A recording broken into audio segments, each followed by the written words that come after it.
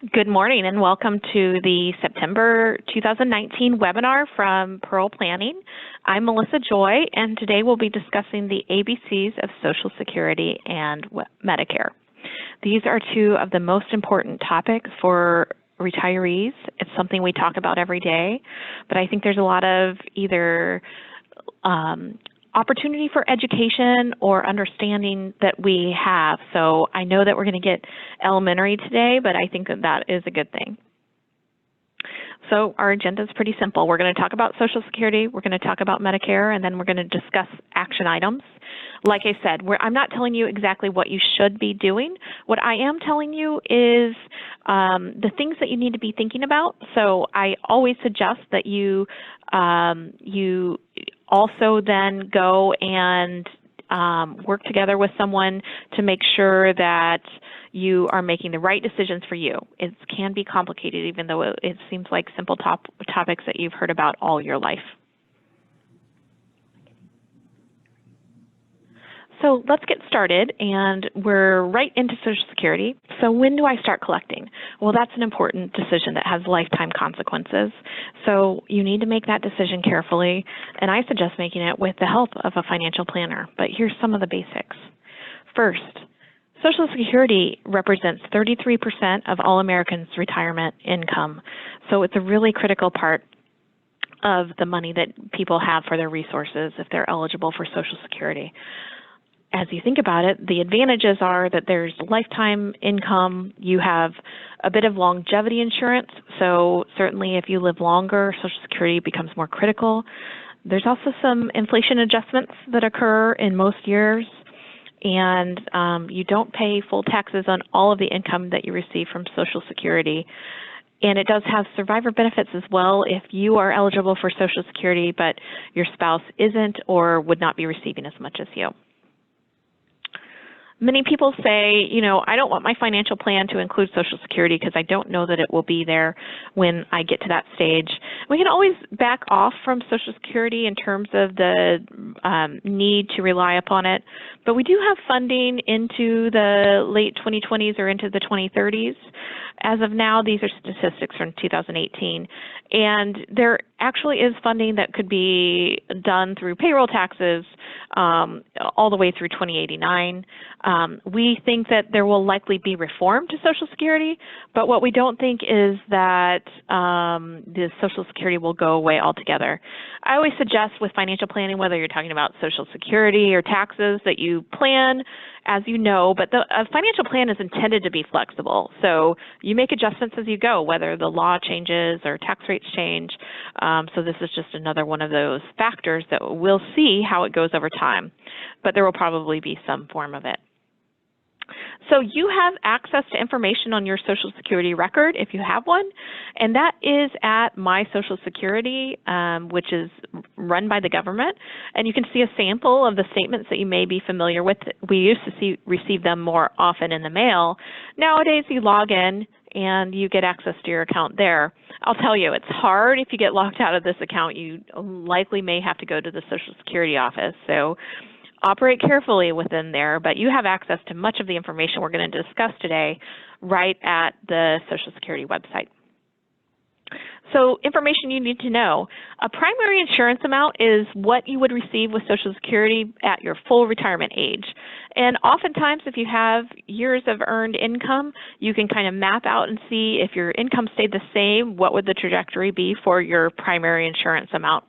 As financial planners, that's the number that we really like to see, whatever that number is at your full retirement age, because then we can do some calculations and comparisons about all different types of claiming strategies in terms of collecting it earlier or later.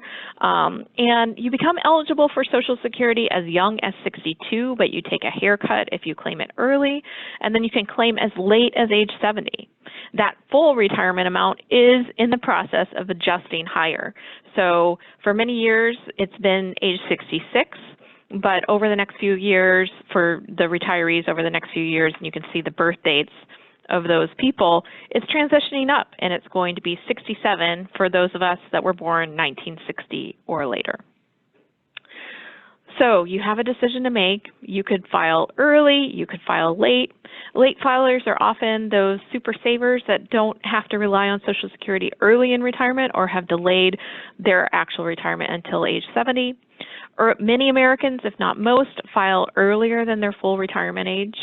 And what happens is you only get about 75% of that full retirement age benefit if you retire early.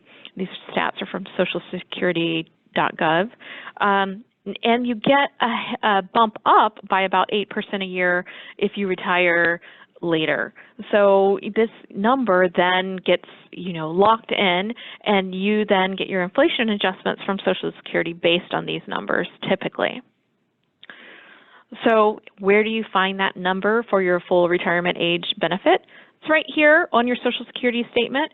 You can see here's how much if this person was born after 1960, so their full retirement age is 67, and here's that number, $1,680 a month. Now, if they wait till 70, they would get almost $2,100 a month, and you can see the haircut they're getting. It's almost $1,000 less if you take your money at 62 than if you take your money at 70. Now, of course, for the first years of retirement, that's going to pay off. You collect more money over time. But eventually, the people that wait kind of catch up. This is a tortoise and a hare type of race. So if the difference between taking at the very earliest age versus taking at the latest age as of now, with a full retirement age of 66, it kind of adjusts as that number changes, but is a 76% increase in terms of what you'll be receiving per year. So it's a big difference, something that definitely financial planners take into account as they discuss retiring strategies for clients. There are cost of living adjustments in most years, not all, but most years. And that number comes out right around now. This webinar is being recorded in September, and we'll know that number around October. There's an estimate this year that it'll be just under 2%, but we'll have to wait and see. But there's an annual adjustment, an inflation adjustment for Social Security, which helps to keep up a little bit with cost of living. So that's important to know, and it's very helpful, and that's why sometimes you like that bigger base number. So this is an example. If you start at 62, you'd only get a $360 bump, but if you start at age 70, for this example, for someone with $24,000 a year at their full retirement age, you get a $600 bump with that cost of living adjustment. Social Security benefits are taxed depending on what your earned income is, and you can see the rates. Benefits for those earning under $25,000 a year, if you're single, do not get taxed, or $32,000 a year married filing jointly. Whereas up to 85% of income is taxable if your income is greater than $34,000 as a single, or $44,000 when you're married filing jointly. So there is some taxation, but it's not quite the same, which goes into the financial planning calculators that I use with my clients. And for some people that work in government jobs, they may have had earned income records, but they may not be eligible for Social Security. So I'll use my mom as an example. She's a teacher who retired from Texas, and they did not contribute to Social Security, and thus are not eligible in the same way that you and I would be for Social Security benefits. That's through the windfall elimination period. You also have the government pension offset for federal government employees that subtracts from Social Security income, and it can affect spousal and survivor benefits as well. So you need to know your specific eligibility and plan around that.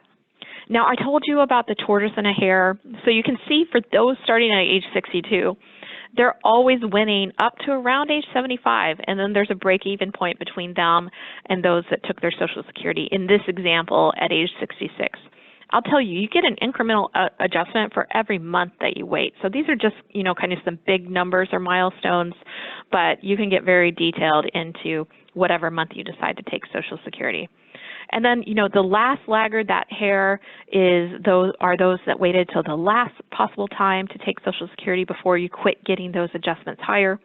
and at age 70, then you are going to be out ahead of the race around age 80. It depends on your personal circumstances, and of course, this doesn't take into effect or account how much you're withdrawing in order to wait. So it gets a little more complicated than that, but certainly a critical factor is when your break-even age is. And then for those of you that live longer, then, it matters more for those that live the longest. So you can see how that advantage for the tortoise at age 70 is extending itself past the age of 90. So, longevity matters in terms of Social Security calculations. Here's a look at some numbers about, for couples especially, if you're or if you're single, for men and women, what percent of those who are 65 years old today, this was as of 2018, so we'll say 66, are going to live past age 75, age 80, age 85. This correlates to some of the numbers we just talked about on that tortoise versus the hare race.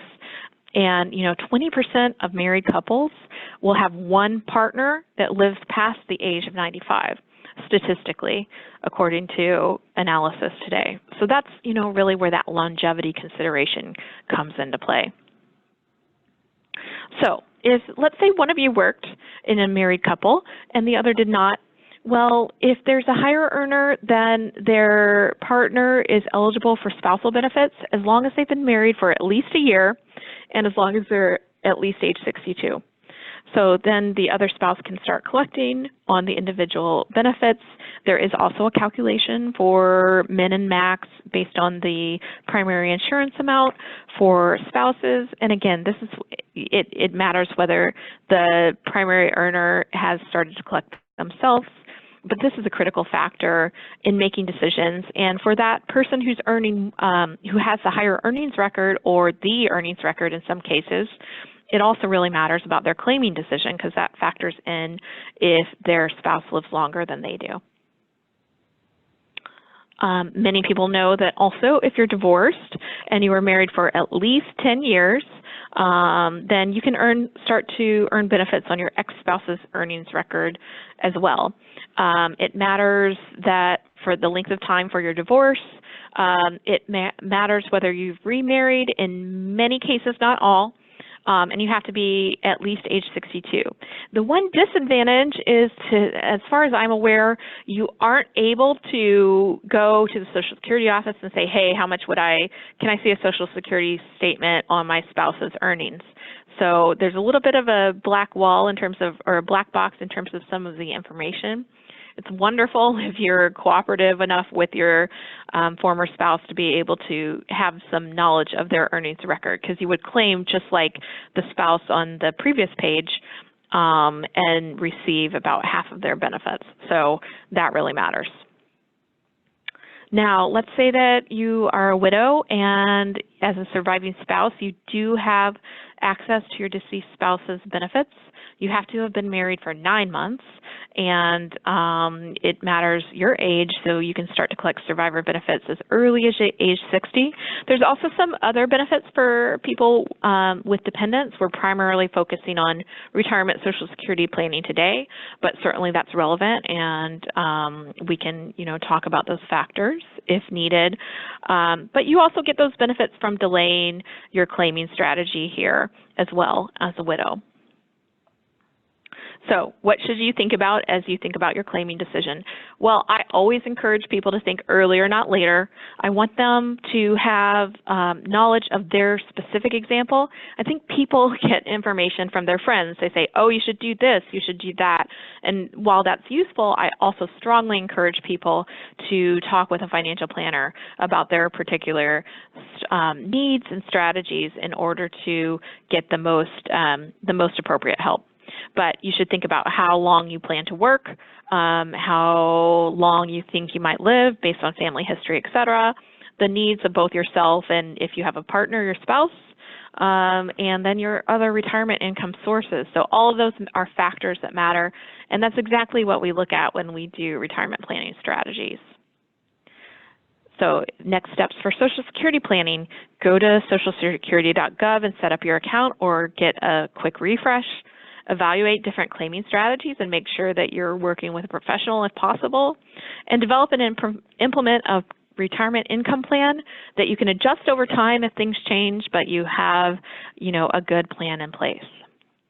So moving quickly along, I'm going to switch gears slightly, although I think a lot of people think of Medicare and Social Security together. Of course, you are working on both with the Social Security office. So let's talk about the potential costs in retirement for healthcare. So let's use an example of a 65-year-old couple with data from the U.S. Department of Health and Human Services as well as AARP. The average out-of-pocket cost, this blows my mind, during retirement for healthcare is $285,000. And that projected inflation is much higher than the inflation rate we just talked about with Social Security. It's 5.1%.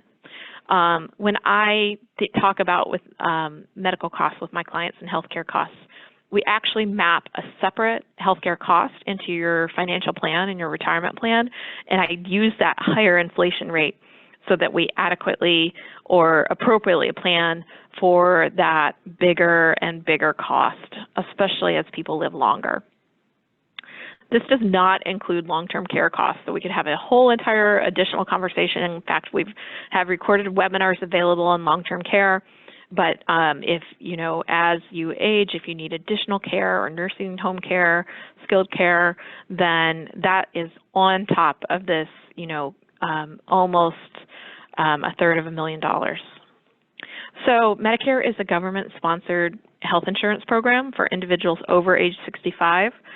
It only covers about 60% of medical costs, but it's certainly critical and important.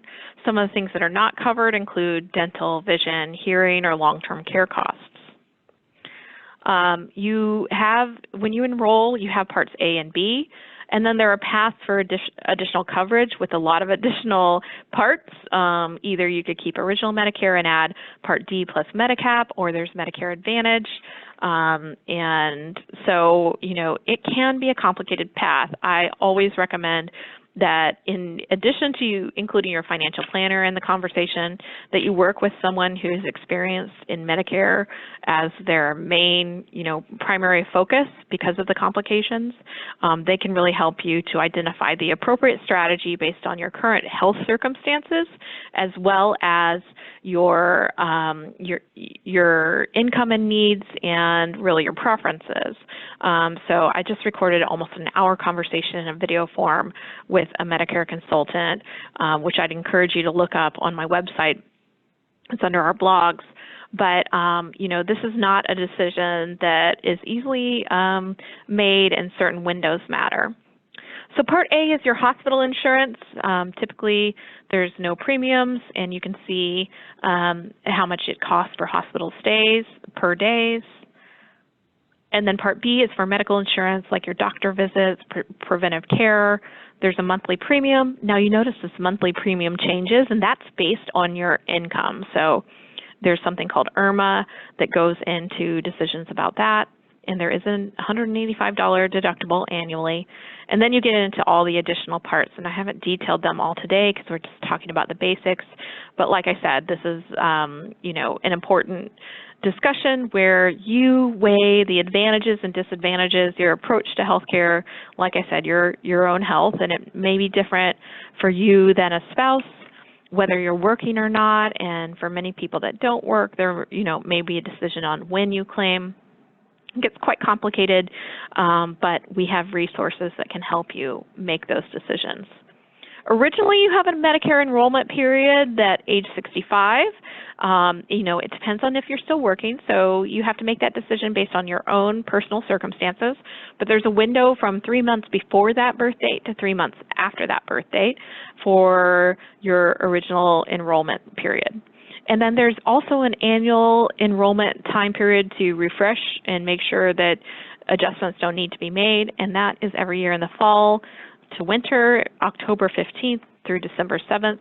and you can also enroll 8 months after you leave an employer if you work past age 65 and work for a larger employer.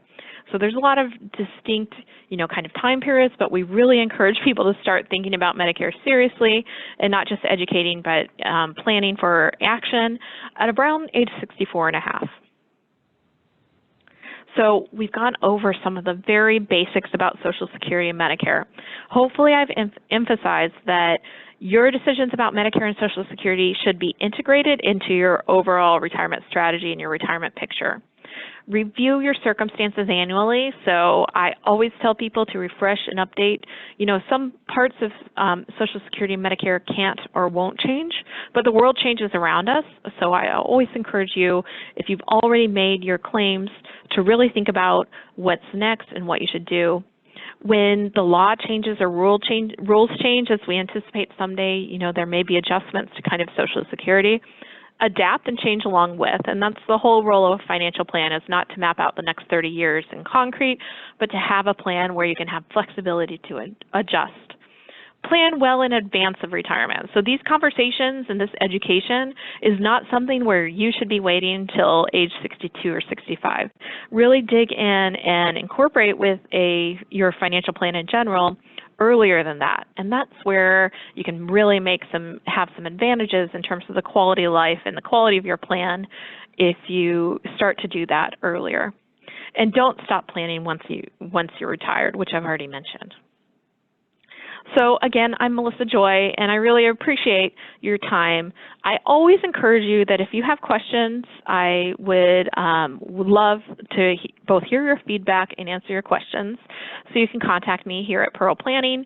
The number here is 734-274-6744, or you can see my website here, pearlplan.com. If you go on the website, you can easily schedule a meeting, and if you have quick questions or would like to do an introductory phone call, there's no cost for that. So I'm always, the point of these webinars, which I record monthly, are for you to be able to learn more. It's an education as a community and to my clients, so I welcome any questions that you may have. Thanks again for joining us, and I'll talk to you soon.